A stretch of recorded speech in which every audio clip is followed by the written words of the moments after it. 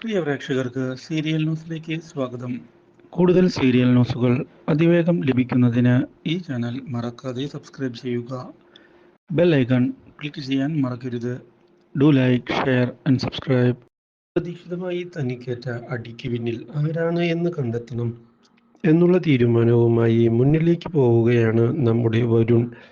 എന്നാൽ ഇതേ സമയം കിഷോർ സ്വത്തുക്കൾ തിരികെ കൊടുക്കാതിരിക്കുന്നതിന് വേണ്ടിയുള്ള നീക്കങ്ങളുമായി മുന്നിലേക്ക് പോകുമ്പോഴാണ് അവർണിക ഇനി അതിൽ നിന്ന് രക്ഷപ്പെടാൻ സാധിക്കുകയില്ല എന്ന് വ്യക്തമാക്കുന്നത്.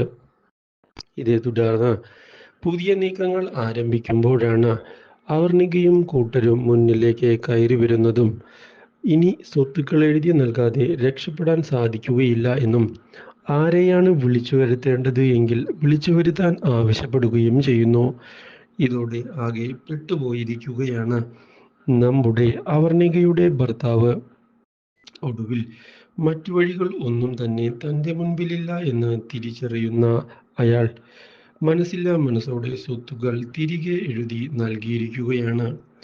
പക്ഷേ ഇതോടെ തൻ്റെ മുൻതൂക്കം നഷ്ടമായി എന്ന് മനസ്സിലാക്കാനും സാധിക്കുന്നു.